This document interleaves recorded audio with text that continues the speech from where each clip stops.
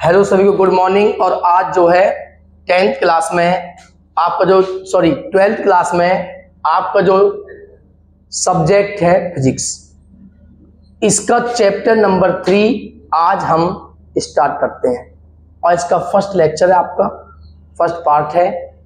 तो आपने इलेक्ट्रिसिटी जो चैप्टर है इसका बेस आपने 10th क्लास में ही पढ़ा हुआ है, सभी ने पढ़ा है चैप्टर करंट इलेक्ट्रिसिटी। ठीक है, विद्युत धारा चैप्टर है आपका। तो क्या होता है इलेक्ट्रिसिटी, आपने देखिए कभी? आप रोजाना देखते हो इलेक्ट्रिसिटी को, देखते हो आपके घरों में रोजाना। अब ये बल्ब जला हुआ है, आप देख रहे हो, ये सब किस जले हुए इलेक्ट्रिसिटी से, है ना? तो एक करंट इलेक्ट्रिसिटी है, इसमें करंट इलेक्ट्रिसिटी के ही विषय में आप पढ़ोगे। और इसमें कुछ पार्ट आपने केमिस्ट्री का जो सेकंड चैप्टर है विद्युत रसायन, वो भी विद्युत से रिलेटेड है आपका। विद्युत रसायन पढ़ा था आपने, उससे रिलेटेड चैप्टर बिल्कुल। तो यहाँ पर जो आपकी विद्युत धारा है, इस विद्युत धारा के विषय में आपने 10th क्लास में भी देखा है। ठीक है, तो अब हम देखते हैं। आप सबसे पहले विद्युत धारा देखते हो कि विद्युत धारा क्या होती है। क्या होती है विद्युत धारा? उससे पहले मैं आपको बताता हूं कि आपने पढ़े थे 9th क्लास में, आपने 9th क्लास में आपने पढ़े थे चालक। चालक क्या होते हैं पढ़े हैं आपने सभी ने? चालक, क्योंकि जो चालक है उसी के अंदर विद्युत धारा प्रवाहित होगी। मैं आपसे कहता हूं, सूखी लकड़ी है आपके पास, प्लास्टिक है आपके पास, ईंट है आपके पास, एबोनाइट है आपके पास, रबर है आपके पास, क्या इनमें विद्युत धारा प्रवाहित हो सकती है? नहीं। तो चालक नहीं है, वो क्या है? अचालक। तो चालक तो वो हैं जिनमें विद्युत धारा का प्रवाह हो जाता है, जिनमें बिजली, इलेक्ट्रिसिटी, करंट फ्लो हो जाता है, जैसे लोहा है, सिल्वर है। ठीक है, जो धातु है वो चालक होती हैं। अब चालक क्यों होते हैं ये भी पढ़ी होंगी आपने। धातु, जितने भी धातु है वो विद्युत की चालक है। अब क्यों है चालक, बताइए कोई भी? आपने सभी ने पढ़ा हुआ है, धातु जो होती हैं वो विद्युत की चालक होती हैं, क्योंकि धातुओं में मुक्त इलेक्ट्रॉन होते हैं। क्या होते धातु में? मुक्त इलेक्ट्रॉन। और उस मुक्त इलेक्ट्रॉन होने के कारण ही धातु क्या होती है? विद्युत की चालक होती है। ये आपने पढ़ा है। क्योंकि विद्युत धारा है तो विद्युत धारा में आपको चालक की मैं डेफिनेशन लिख देता हूं आपको।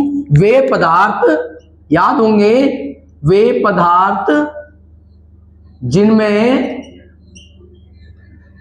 विद्युत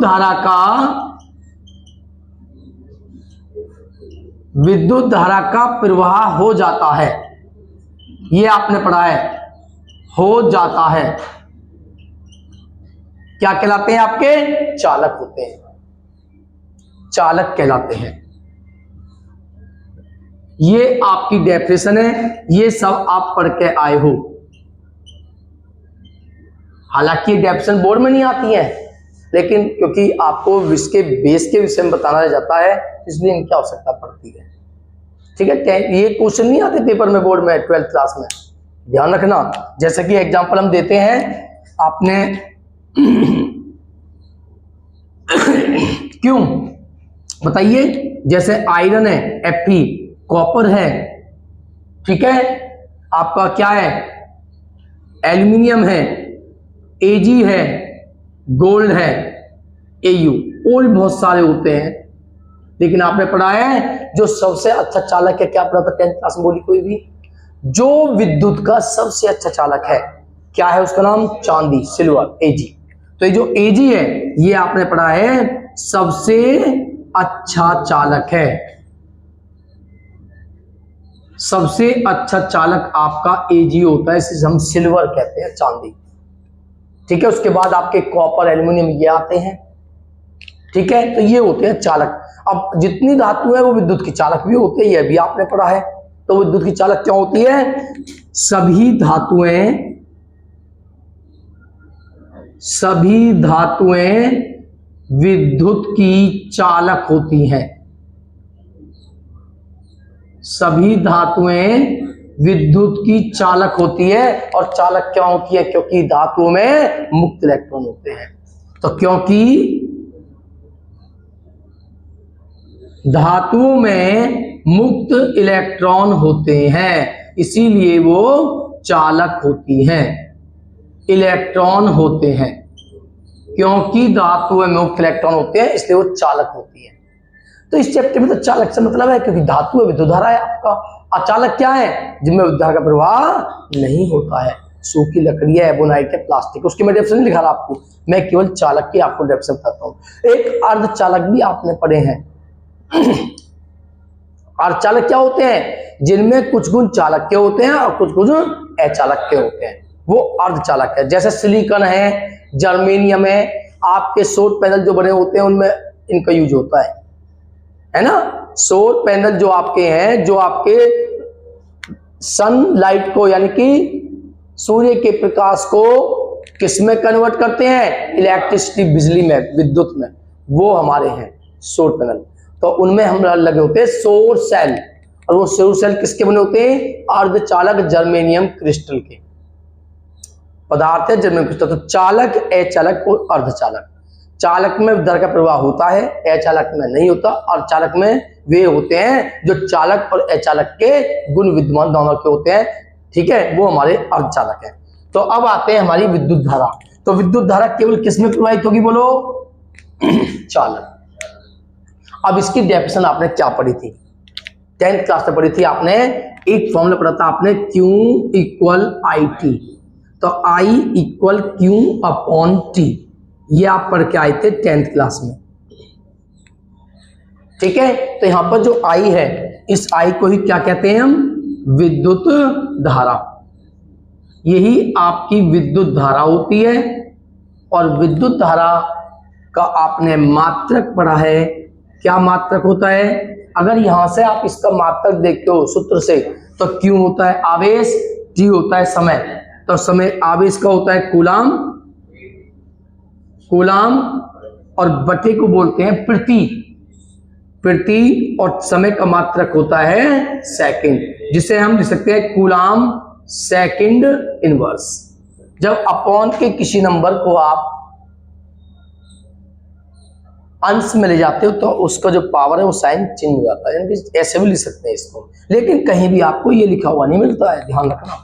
आपको जो इसकी एसआई यूनिट मिलती है, और एसआई यूनिट क्या होती है बोलो? इसकी एम्पियर।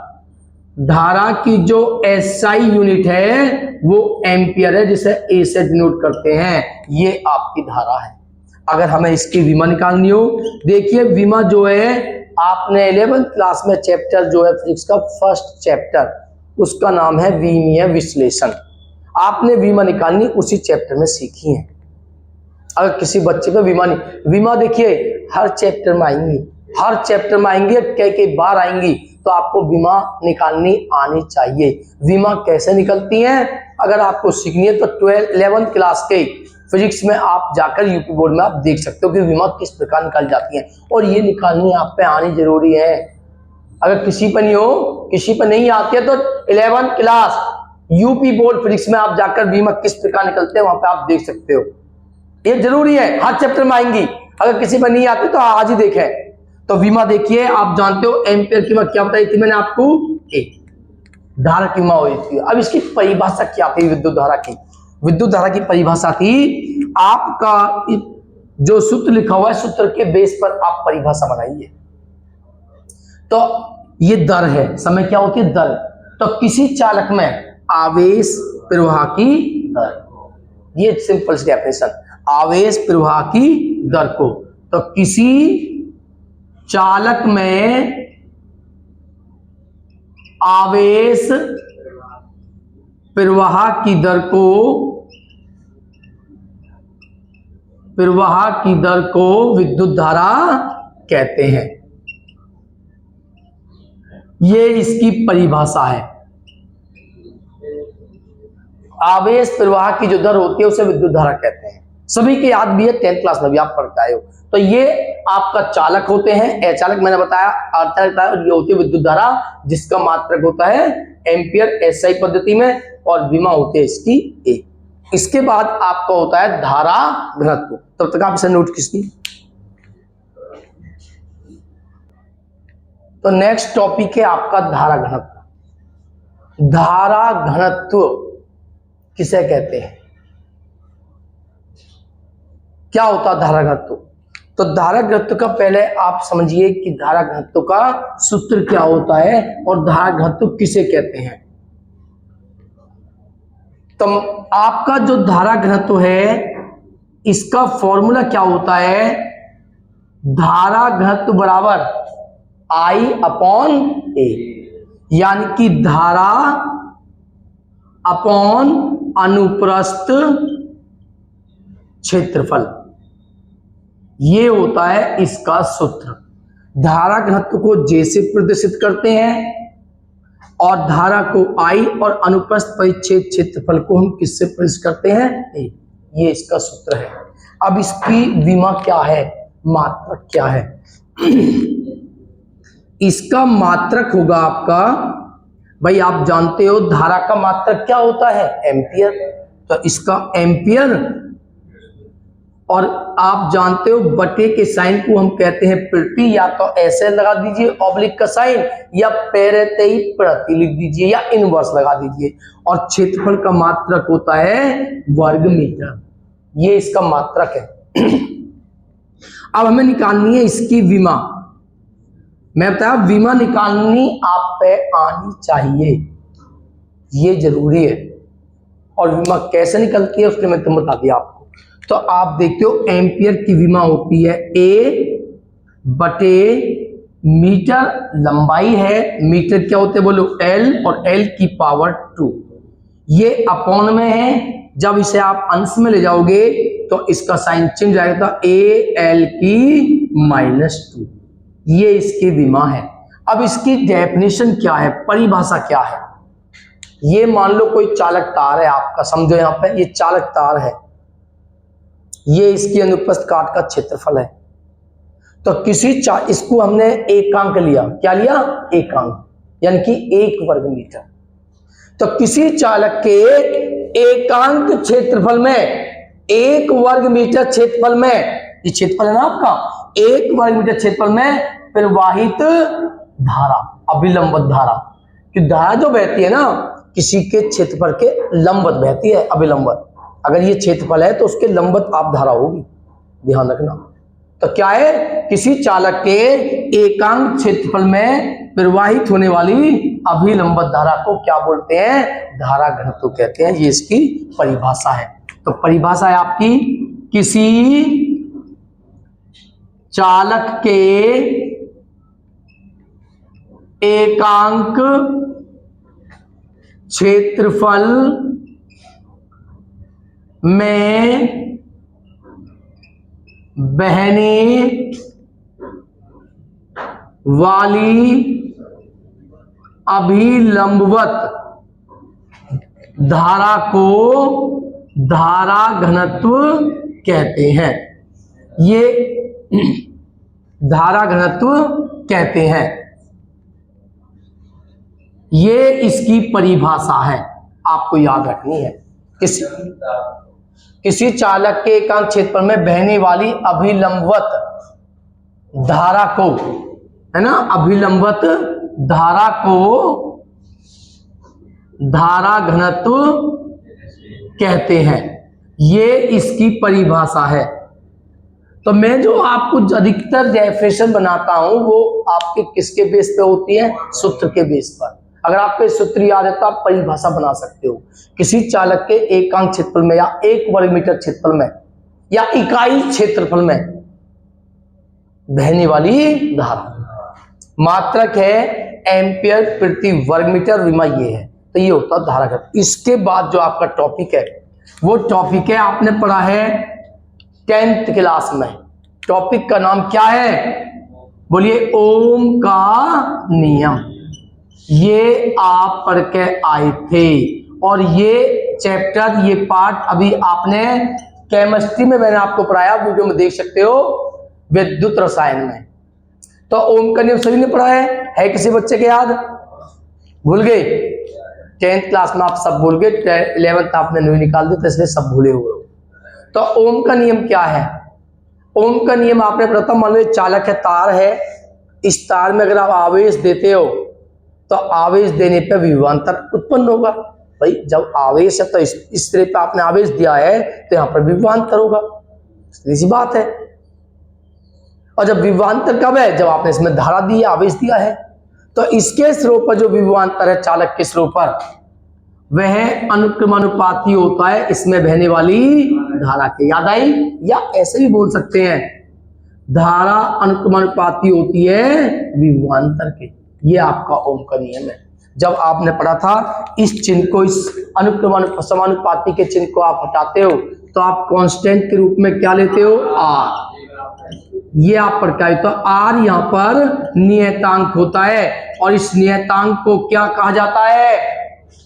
क्या कहते हैं आर को? बोलिए, विद्युत प्रतिरोध। ये विद्युत प्रतिरोध है आपका। ये आप पढ़ के आए हो, इसे विद्युत प्रतिरोध कहते हैं। पढ़ा है सभी ने? तो अब ये जो विद्युत प्रतिरोध है, इसकी परिभाषा क्या है, इसका मात्रक क्या है, वो हम देखेंगे। वो मैं नेक्स्ट टॉपिक में देखते हैं। तो आपकी हेडिंग भी हम यही डालते हैं, विद्युत प्रतिरोध क्या होता है।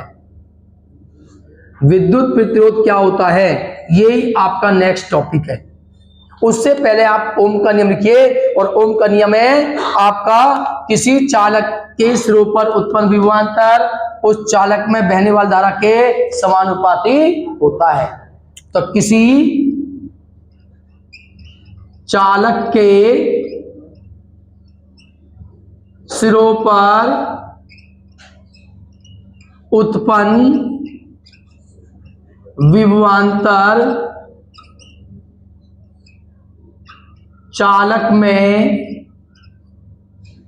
चालक में बहने वाली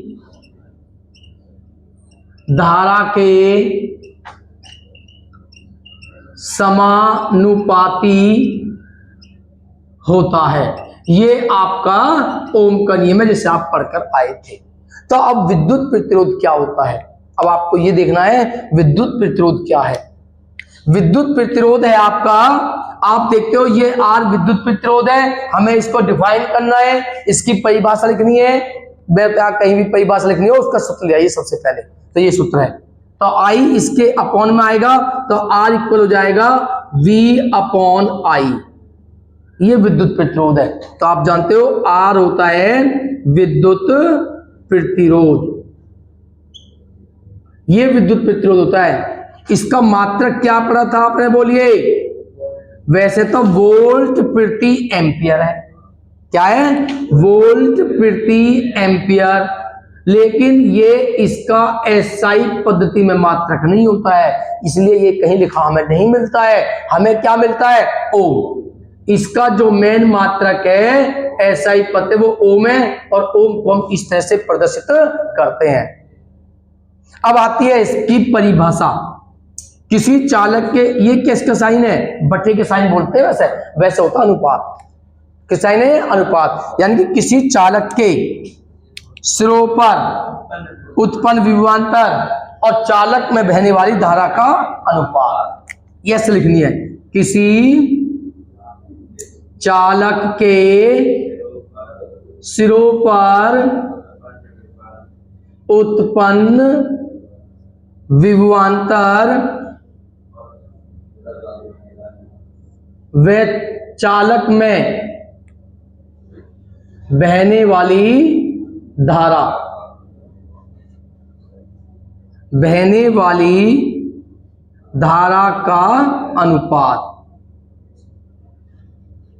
अनुपात को प्रतिरोध कहते हैं।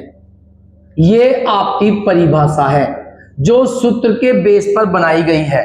किसी चालक के सिरों पर उत्पन्न विभवांतर और चालक में बहने वाली धारा का अनुपात।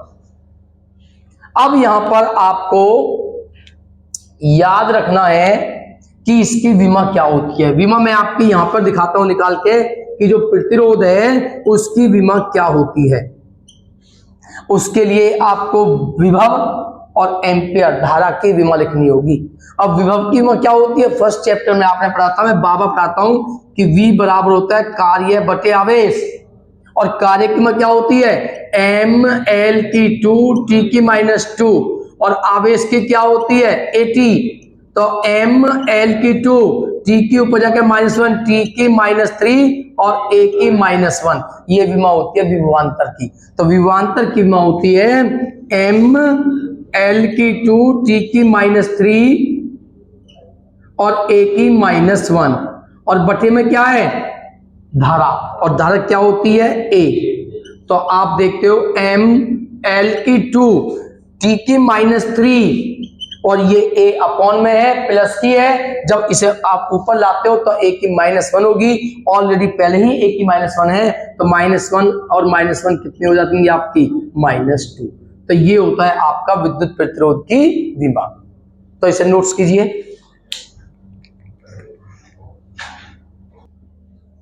तो नेक्स्ट टॉपिक है विद्युत चालकता। विद्युत चालकता किसे कहते हैं, आपने अभी केमिस्ट्री में फर्स्ट चैप्टर में, सेकंड चैप्टर में आप इसको पढ़ा था। तो क्या था, विद्युत चालकता क्या होती है, आप जानते हो जो विद्युत चालकता है इसे हम किससे प्रदर्शित करते हैं, बताइए किससे प्रदर्शित करते हैं विद्युत चालकता को। विद्युत चालकता को कैपिटल G से प्रदर्शित करते हैं और 1/R के इक्वल होती है, ये इसकी परिभाषा है। जब किसी भी संख्या को, किसी नंबर को किसी 1 के अपॉन में लिखते हैं तो वो वैध क्रम होता है। क्या होता है, वैध क्रम। ये विद्युत प्रतिरोध है।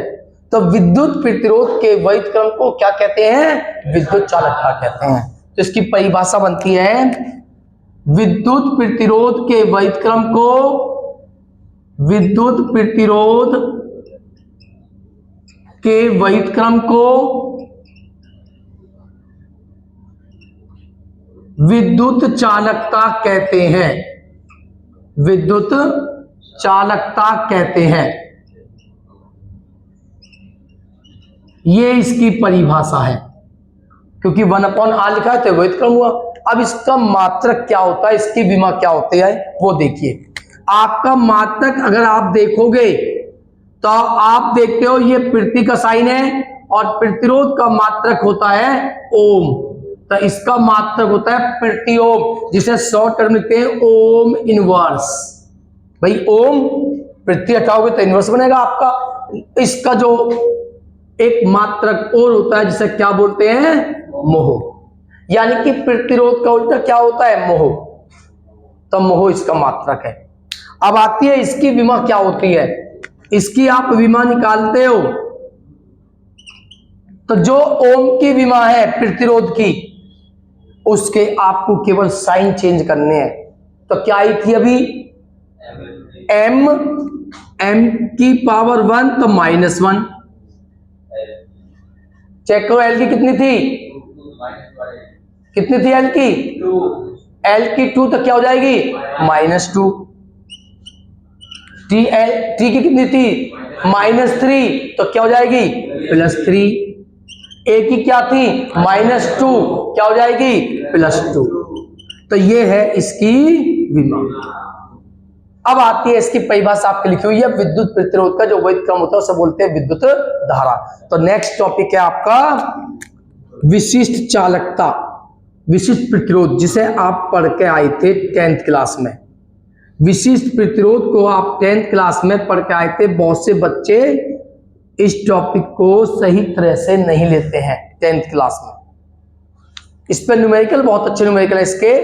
तो विद्युत विशिष्ट प्रतिरोध क्या होता है, आप ध्यान रखना है कि नंबर 1 यहां पे देखिए, किसी भी चालक का जो प्रतिरोध है वह अनुक्रमानुपाती होता है उसमें किसके, किसके, लंबाई के।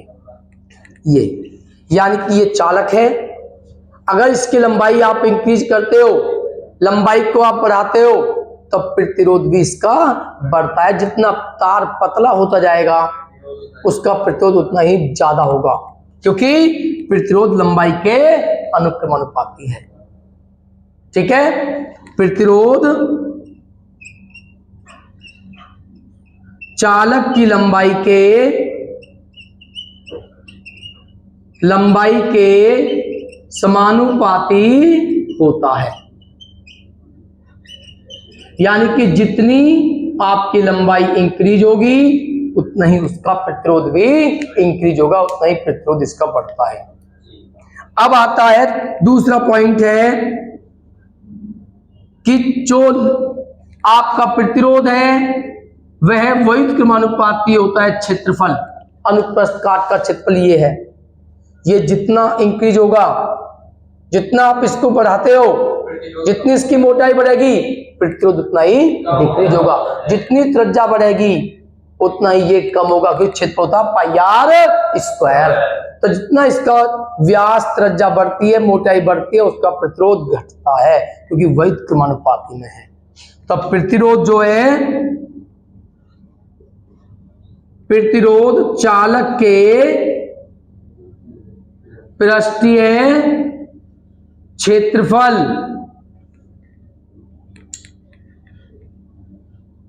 अनुप्रस्थ क्षेत्रफल के क्या होता है, व्युत्क्रमानुपाती होता है।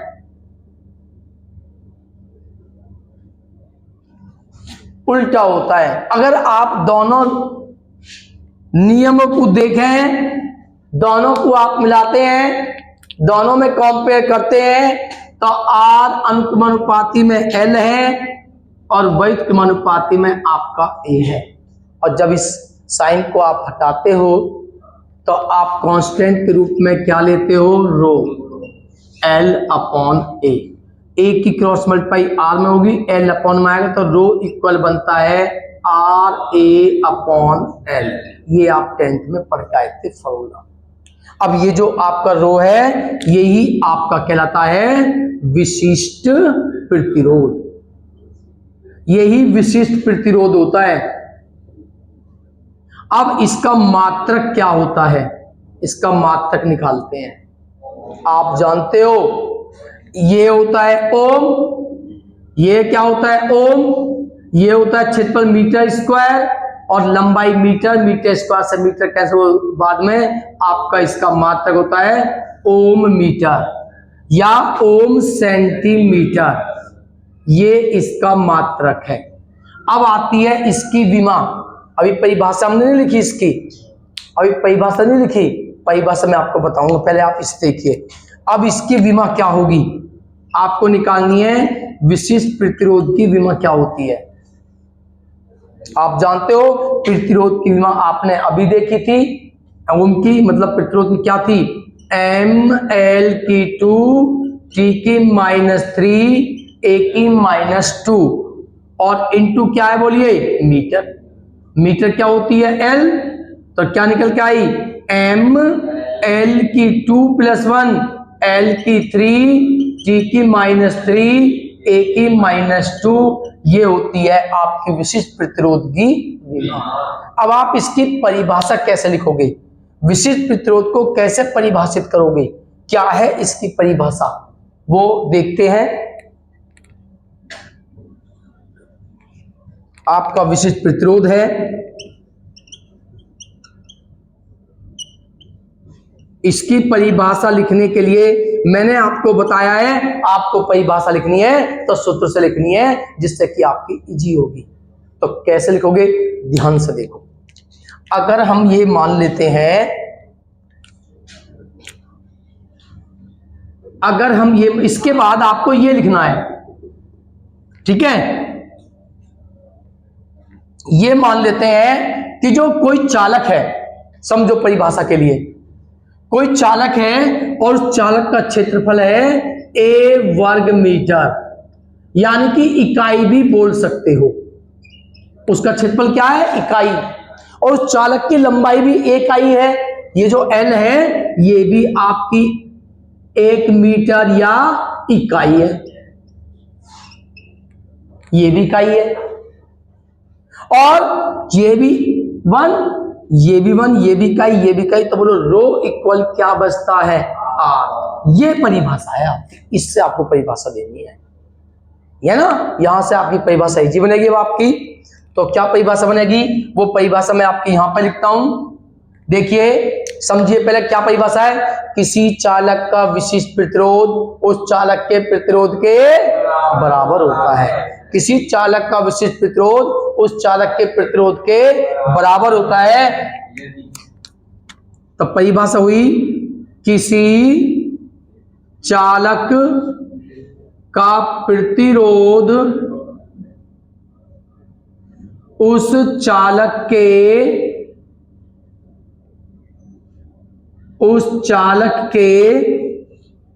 प्रतिरोध के बराबर होता है।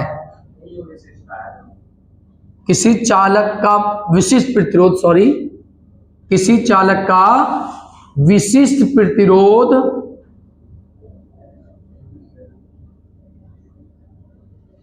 उस चालक के प्रतिरोध के बराबर होता है। तो आपको जो परिभाषा लिखनी है वो सूत्र के बेस पर लिखनी है। किसी चालक का विशिष्ट प्रतिरोध उस चालक के प्रतिरोध के बराबर होता है। कब? यदि उस चालक की अनुप्रस्थ काट का क्षेत्रफल और लंबाई क्या हो? एकांक हो। यदि उस चालक की लंबाई व अनुप्रस्थ क्षेत्रफल एकांक हो। ये आपको परिभाषा लिखनी है सूत्र के बेस पर। तो ये आपका है विशिष्ट प्रतिरोध। इसे नोट्स कीजिए।